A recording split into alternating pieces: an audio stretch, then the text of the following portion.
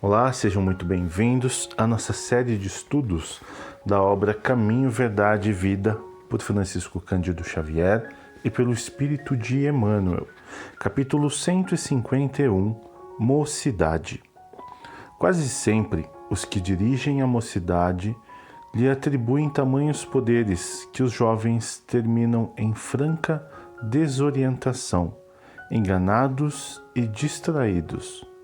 Costuma-se esperar deles a salvaguarda de tudo. Concordamos com as suas vastas possibilidades, mas não podemos esquecer que essa fase da existência terrestre é a que apresenta maior número de necessidades no capítulo da direção. O moço poderá e fará muito se o espírito envelhecido na experiência não o desamparar no trabalho. Nada de novo conseguirá erigir, caso não se valha dos esforços que lhe precederam as atividades. Em tudo, dependerá de seus antecessores. A juventude pode ser comparada à esperançosa saída de um barco para a viagem importante. A infância foi a preparação. A velhice será a chegada ao porto. Todas as fases requisitam as lições dos marinheiros experientes, aprendendo-se a organizar e a terminar a viagem com o êxito desejável. É indispensável amparar convenientemente a mentalidade juvenil e que ninguém lhe ofereça perspectivas de domínio ilusório. Nem sempre os desejos dos mais moços constituem o índice da segurança no futuro. A mocidade poderá fazer muito, mas que siga em tudo a justiça, a fé, o amor e a paz com os que, de coração puro, invocam o Senhor. Capítulo 151, Mocidade. Muito bem, queridos amigos, irmãos e irmãs, companheiros e companheiras aqui de jornada e de estudos desta obra lindíssima que é a obra Caminho, Verdade e Vida. No capítulo de hoje, intitulado Mocidade, é um capítulo que, na verdade, cabe a todos nós, indiferente ou independente da idade a qual tenhamos, porque todos, se não estamos, já passamos ou ainda passaremos pela mocidade. Normalmente entendemos por mocidade o que? A idade ali na faixa dos seus 17 anos de idade, até os seus 23 anos de idade, 25 diria, uma perspectiva e uma visão minha. Mas a mocidade podemos entender por juventude, uma forma jovem de pensar e de agir que pode se estender por uma idade ainda além dessa que eu mencionei.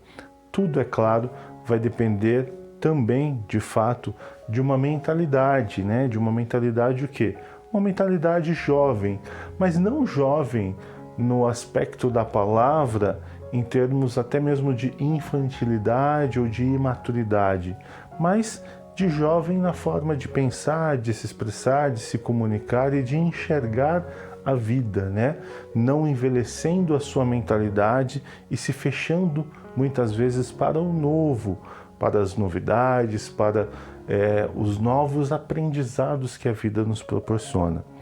Mas a gente pode observar que na questão, quando nós falamos e nos projetamos em relação a Cristo, a seguir os exemplos de Cristo, a vivermos uma vida espelhadas nos exemplos e nos ensinamentos de Jesus, as nossas atitudes, elas refletem muito isso. E é claro que as nossas atitudes, elas também vão se transformando na medida em que nós vamos envelhecendo, ou seja, que o tempo vai passando e que nós vamos adquirindo então mais maturidade, mais experiência e mais conhecimentos desta existência, desta vida, como sabemos.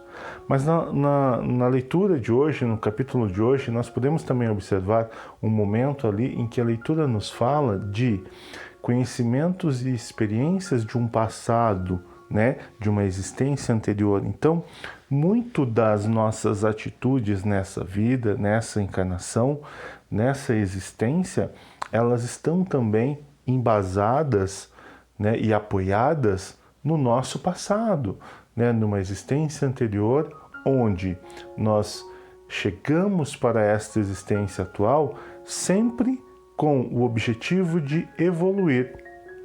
E com isso, as nossas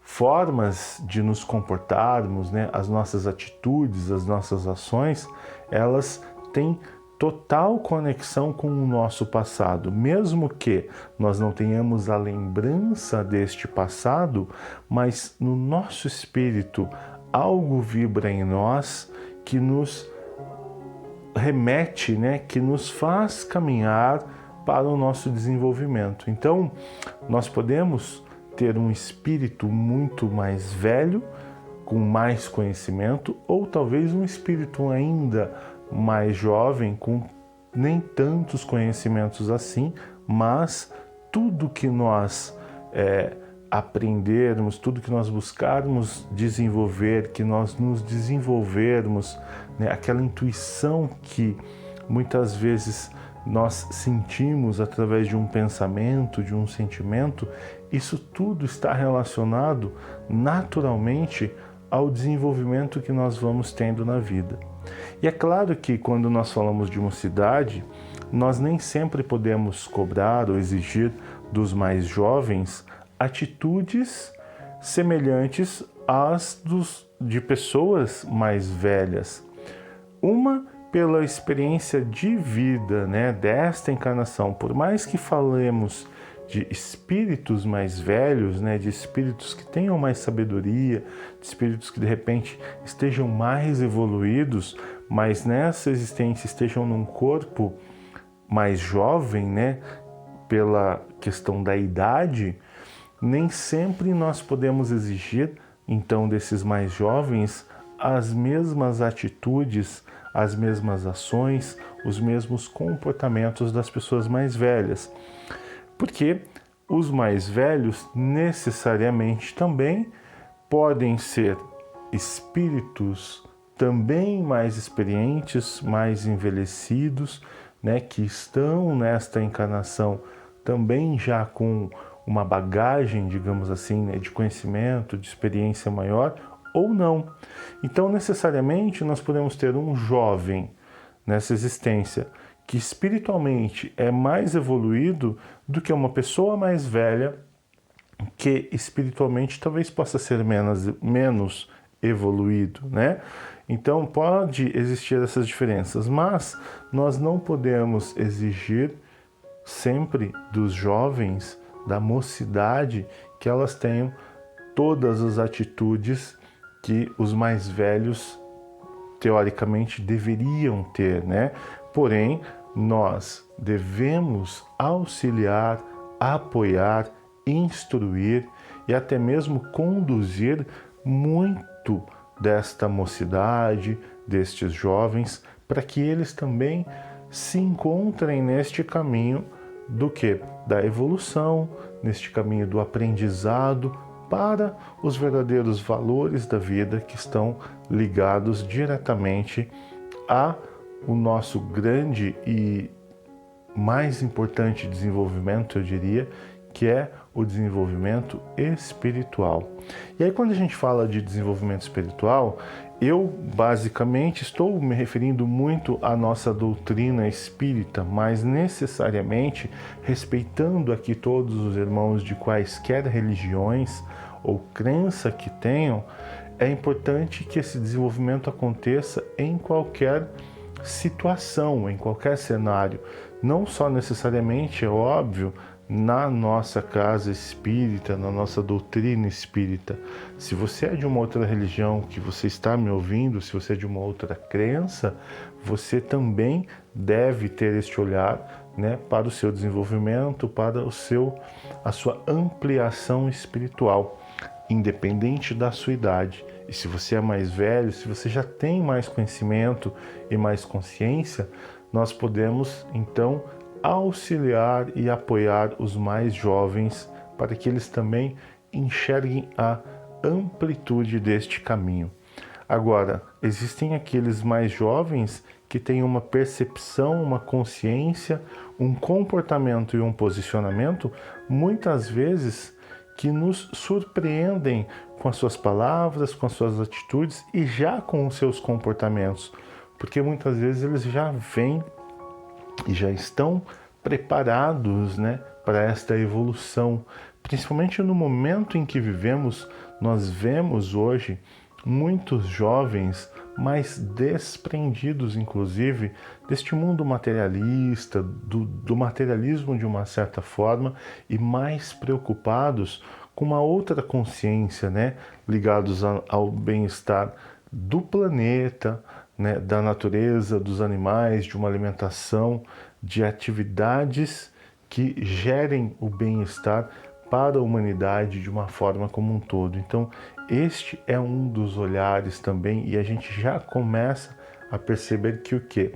Que hoje existe próximo de nós, ao nosso redor, muitos jovens já muito mais espiritualizados, que são, né, espíritos aí, eu diria que já mais evoluídos, inclusive, que começam a regressar ao nosso planeta justamente para trabalhar e conduzir, né, o planeta junto com a espiritualidade, naturalmente, para essa nova era, para essa nova fase em que nós começamos a viver e que todos nós passaremos, seja agora ou seja numa próxima existência.